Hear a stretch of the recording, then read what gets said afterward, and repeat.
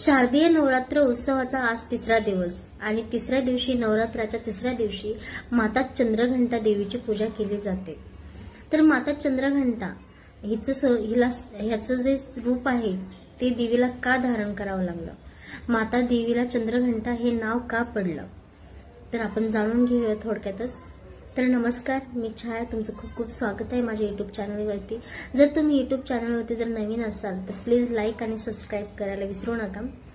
आणि मी तुम्हाला सांगतेच कसा झाला तो देवीचा प्रवास आणि कसं देवीला नाव पडलं चंद्रघंटा।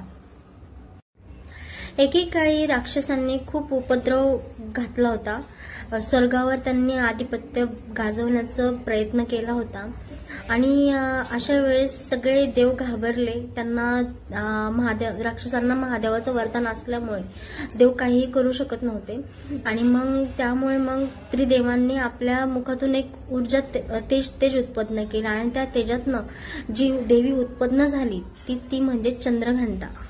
महादेवाने आपल्या हातातील त्रिशूल त्यांना दिले आणि इंद्रदेवाने घंटा दिली, विष्णूने चक्र दिले आणि असं करून देवीने घंटेचा नाद केला आणि घंटानाद करून राक्षसांचा संहार केला, म्हणजेच नकारात्मक शक्ती दूर केली।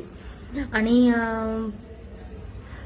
ज्यावेळेस घंटाचा नाद झाला, घंटानाद करून राक्षसांना वेड केलं आणि राक्षसांना पळवून लावले, म्हणजे संहार केला आणि त्यामुळे देवीला चंद्रघंटा हेही नाव पडले आणि देवीच्या कपाळावर चंद्रकोर आहे आणि हातात घंटा आहे म्हणून देवीला चंद्रघंटा हेही नाव पडले।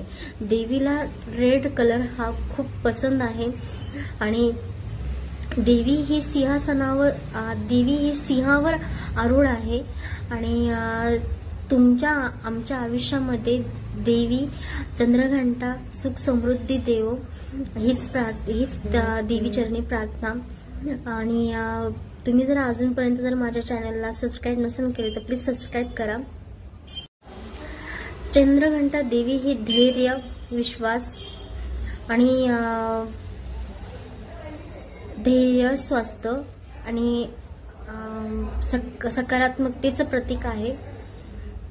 देवीच्या जे प्रयत्न आहेत आपल्याला ह्या देवीचं जे रूप आहे ते एक शिकून जातं की जर आपण धैर्याने आणि शीलतेने जर काम केलं तर आपण निश्चितपणे आपण त्या मार्गाने आपला जो काही मार्ग आहे चांगला, आपल्याला ज्या गोष्टीपर्यंत जायचं आहे, सपोज घर घेणं आहे किंवा मोठं शिक्षण पूर्ण करणं आहे, ज्या काही आपल्या धैर्यशाली ज्या गोष्टी आहेत त्या आपण करू शकतो आणि या देवीच्या साधनेने आपल्याला शक्ती प्रदान होते। म्हणजेच मूळाधारपासून तिसरा जो वर्ग आहे मनामध्ये तिसऱ्या दिवशी नवरात्रीच्या तिसऱ्या दिवशी प्रवेश करते आपल्या मनामध्ये, म्हणून आपलं जे मन आहे ते जागृत होतं देवीच्या साधनेने, मनाला शांती मिळते आणि आपल्या आसपासच्या जो काही नकारात्मक विचार आहेत ते कमी होतात।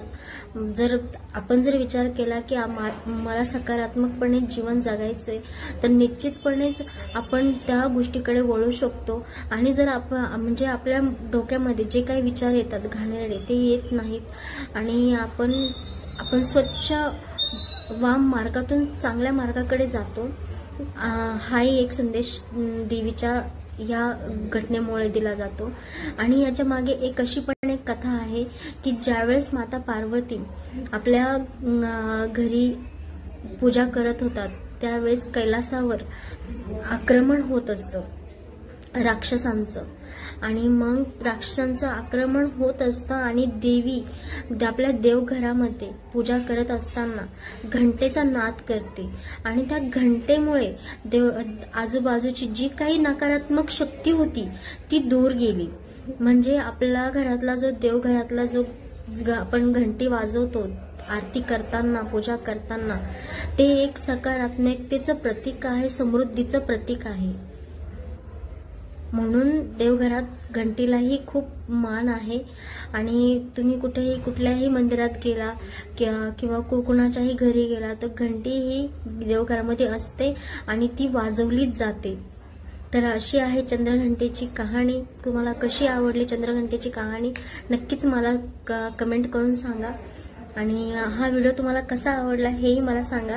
आणि पुन्हा मी असाच एक व्हिडिओ घेऊन येईल. तोपर्यंत टाटा बाय बाय.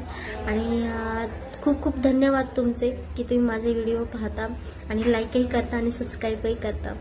थँक्यू.